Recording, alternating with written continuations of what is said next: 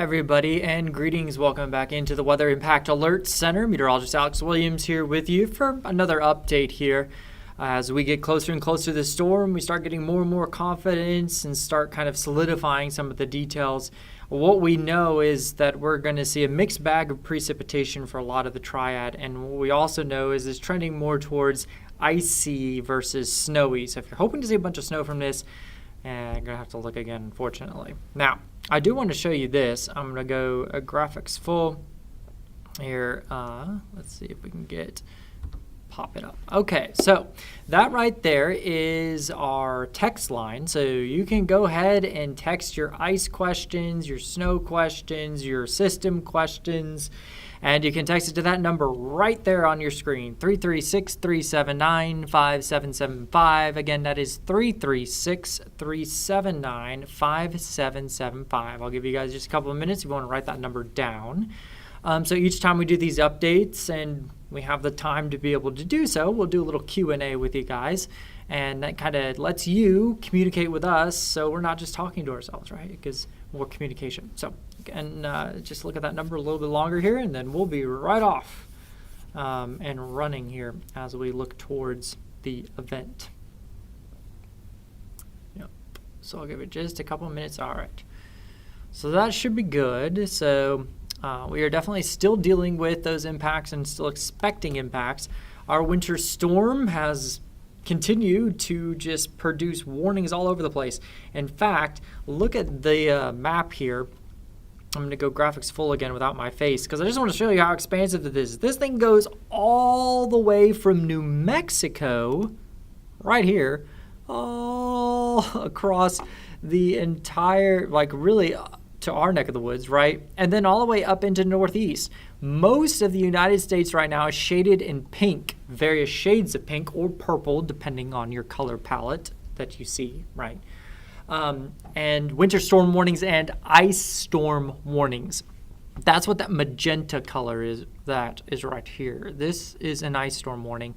And you can see that does encompass parts of the Carolinas and the upstate of South Carolina as well. So let me actually flip these two so you can see that a little bit better. So here's North Carolina kind of as a state. So you can see southwest North Carolina looking at more predominantly ice, really central North Carolina looking at the mixed bag, and then maybe some impacts to the coastal Carolinas there. And those winter storm warnings, again, stretch back even into my neck of the woods. My family is under a winter storm warning. They're dealing with ice. They're going to deal with some sleet as well. And then Charlotte, Mecklenburg County is definitely going to be seeing some big impacts. So I know Brad and I know Tim both will be talking about that very much so on tonight's Weather Impact Show at 6:30. You want to tune in for that. That's how you get all of the weather information across North Carolina. We've got you covered with our sister station down in Charlotte. Brad Panovich, chief meteorologist there. Great, brilliant guy. You've got, of course, our own chief meteorologist, Tim Buckley, here. It's a great hour. They've been doing hour sessions. I assume it's another hour. I may be wrong on that, but I'm pretty sure it's another hour for that stream on there. So tune in there. And I know Brad will be talking about the ice impacts that they're going to see potentially into Charlotte. And then Tim and Brad are both going to break down what everyone can kind of expect. So here's our viewing area. Again, the pink is expecting that mixed bag of precipitation. And so it's going to start off with a little bit of kind of sleet, maybe a little brief period of snow, and then really mainly sleet. So what you see here is a snow sleet forecast, mainly sleet, a little bit of snow. 2 to 4 inches potentially for the northern portions of our viewing area. You get a little further south, you start getting deeper into that warm air, and now all of a sudden you start seeing that transition over to a little bit more, a little less sleet, a little less snow, and more ice as you head towards the south. So that's kind of how that breaks down, and you guys can look at that just for a little bit. And again, this could shift depending on the shift or the track of the system. Here's our freezing rain risk. We are now seeing the ½ inch of ice come all the way up into Guilford County, Alamance County, even parts of Forsyth County, over into Wilkes County as well. And so we will be seeing some impacts from this storm, and I think we'll see significant ice impacts from this storm as well. Again, ½ inch of ice possible. That is just unimaginable damage, as I'll show you here in a minute. We've been talking about this kind of through all these updates, but I mean, I feel like this is very important for you to visualize, because when it comes to ice, a lot of people are like, oh, it's not snow, I don't have to worry about it. No, you have to worry about it even more. So a 1/10 of an inch of ice, that's going to glaze everything. It's going to make everything slick as snot, as some would say, right? It's going to be very slick. We're talking bridges, overpasses, roads, sidewalks, light glaze on everything. We get to a 1/4 inch of ice, we're talking icy roads, but also now tree limbs start to sag and break under the enormous weight of ice. Numerous power outages are expected.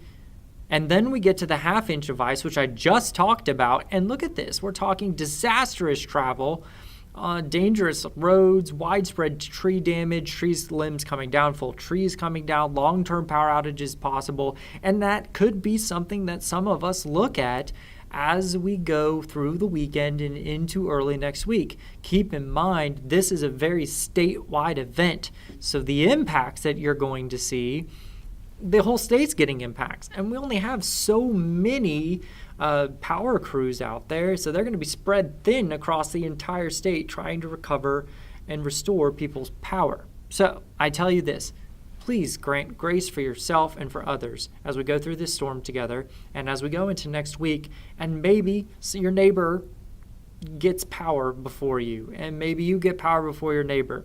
Don't hate each other for that. Be with each other in the midst of that, and if somebody gets power restored first, which is going to happen, grant some grace in that situation, okay? Your power is probably going to be coming back on in the next couple of hours, maybe the next day or so. They have not forgotten about you, so I don't want you to think that. So that's the important thing to keep in mind when we're talking ice impacts here. And then when we're talking just, storm timeline in general, we're looking at the Triad area getting impacts first from that first brief blast of snow, changing over to sleet. And I'm going to show you what the latest models are showing here in just a moment. And then as we go towards kind of Sunday morning, maybe towards the midday, we start to see a transition. Now, the thing that we're still trying to work on and figuring out is that we don't know the exact time that's going to happen. If it happens earlier on Sunday, to the transition to freezing rain, we stay freezing rain for the whole day, yeah, you're going to have significant ice impacts. But if we keep sleet around a little bit longer, it's going to be quite the mess with accumulating sleet all over the place, but then a little bit less ice. It's still going to be pretty impactful. I think your commute on Monday is going to be a nightmare regardless. But I do want to point that out. That's still something we're trying to focus in and hone in on. And we've got model runs, but models are still in disagreement on exact placement of where's that warm air, where is it placing, how much of it do we see. That's all things that are very, very difficult to pin down exactly. So we're going to continue to watch and, of course, bring you those details. So there's our storm timeline again. Power outages are going to start to grow as we continue to see the ice grow as well and accrete on trees and everything.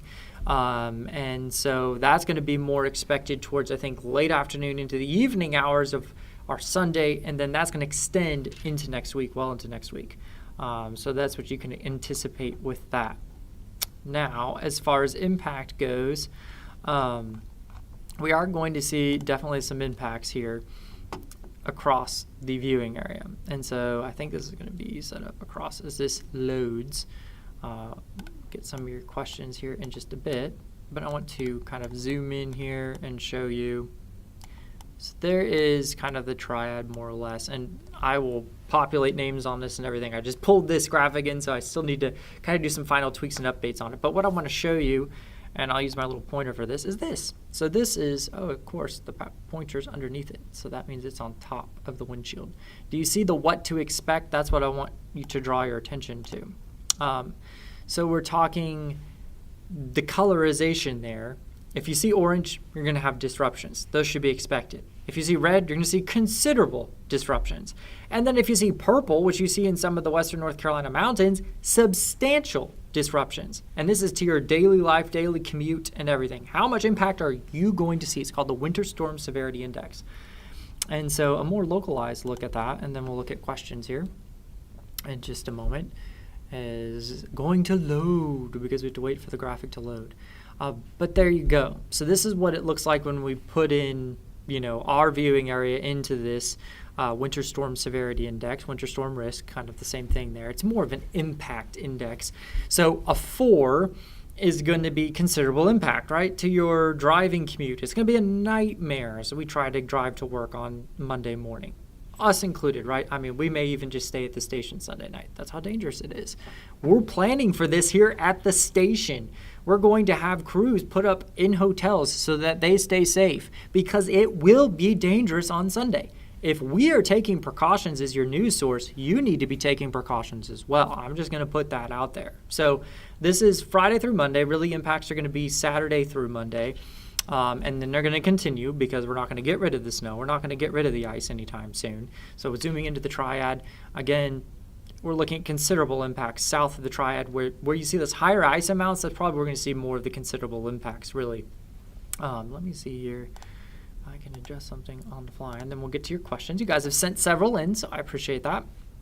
So this is Saturday morning, or this is now Friday into Saturday morning, right? So notice the impacts are not that great or not really anticipated to be that great, maybe into the foothills.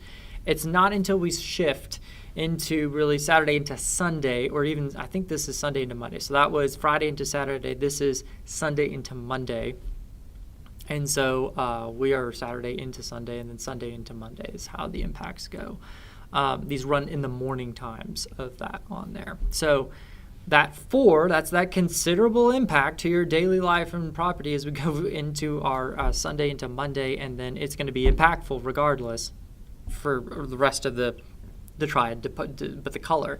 But I wanted to show you that because we are going to see impacts, and that's what this index shows is impacts, and so you can expect that as well. All right, let's get to some of your all's questions. I know a lot of them have to do with what am I going to see, so I'm already going to preemptively pull this up. We'll start with snow, and we'll go back and forth between snow and ice. All right, so let's start off with our first question. Hello, Alex. How much snow will we receive tomorrow in High Point? Don't hold your breath. It's not going to be a lot. I don't think we're going to see much in the way of snow tomorrow. Maybe a brief burst of it, but then the sleet really is going to take over, and it's going to take over from south to north, unfortunately. So that means for High Point, we're probably going to see maybe 1 to 2 inches of sleet and a little snow. I know that's not what you want to hear. I hope we get a burst of snow. I really want our kids to be able to get out and play in it. I don't have kids, but you guys have kids, and I want them to have a good time. I don't want it all be doom and gloom as we go through the weekend, especially as we focus on ice. I want kids to have fun. And so I want some snow for you guys. So hopefully we can get a little quick burst and put it on the ground, and they can have some fun for like an hour or two, and then we'll move on to the other part of the storm, which is not going to be so fun. So that's kind of the answer to your question there. Thank you so much for writing in. All right, some people say leave faucets dripping, some say don't. What's the best option? Well, so 2 Wants to Know section of our website has a lot of really great articles on this, and I encourage you to go check that out. Tanner Rivera and team there, they just do an excellent job of investigating these things for you and asking the experts. And so we actually had one on earlier this week. You can find that full article, the full interview. But what they recommended is, of course, you want to leave the cabinet doors open underneath all of your sinks. And then, interestingly enough, you want to keep a cold drip on the sink closest to your water heater, and you want to keep a warm drip or a hot drip farthest. So whatever sink it is farthest away from your water heater, you want to keep that on a hot drip. So that way you have water circulating through your cold lines and your warm lines. And so that was the info that we got from that. But you can see more information, read more on the article. Again, that's that 2 Wants to Know part of our website, WFMYnews2.com. That's a great question. All right. So, yep, somebody just texted and said WFMY News 2. Yep, you got it. And I'm learning, right? Everybody used to do the 2, right? The 2. I think I'm doing it backwards. I think it's like this. So I'm still trying to learn some of the lingo here, right? All right, so where are we on time? We're still doing good. What is the warm air coming from? Ooh, good question. Let's see if we can build something here on the fly. Actually, you know what? If I use... We'll talk about this first. So the warm air is coming from the Gulf, is the short way to say it. And it's being carried by the jet stream. So the jet stream's pumping in warm air over our cold air. So we are going to be locked in below 32 degrees. Okay, snowflake falls all through cold air to the ground. It's snow. When we start getting sleet, we get a little bit of a nose of warm air to punch in. And then we're talking at about 5,000 feet. And so what happens is some of those snowflakes start to partially melt, and then they fall back into very cold air and refreeze. And so you get these ice pellets. And so they're kind of translucent. They look like marbles. If you try to drive on them, it's like driving on marbles. It's awful. So once we start getting a full-on sleet storm as we go into Saturday night, that's not going to be fun. To stay off the roads for that. And then the icing, definitely stay off the roads for that. So what happens is when we switch from sleet to freezing rain is the depth of warm air grows. And so what happens is now your snowflake falls into a very warm air aloft, as potentially warm as 40, 45 degrees. And then over our heads at 5,000 to 7,000 feet. And then it falls into a cold layer right at the surface. Everything's coated in ice. And yeah, that's what happens. You get contact freezing of that raindrop now on surfaces, and it freezes instantly. Drizzle's the worst. Freezing drizzle's the worst. And I think we could actually see some of that. Which reminds me, I never showed you guys the future track on here. I think I did. Maybe I didn't. Okay, so real quickly we'll go over this. So this is Saturday afternoon. Pretty dry for the most part. Here comes some of those tendrils of snow into parts of the Triad. Notice the purple's right there with it.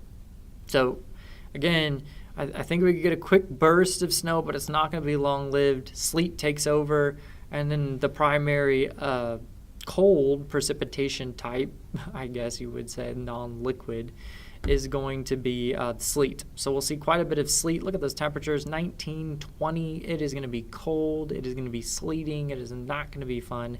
And then as we go into our Sunday, we're going to see at some point a transition over to the freezing rain, where the warm air has grown enough that we're going to see the warm air kind of come up from the Gulf. And then what's happening is there's another front, another Arctic front is pushing towards us as we go from Sunday into Monday. That's going to refresh our cold air, and that's one of the problems. That's why we're going to push our weather alert day through Tuesday.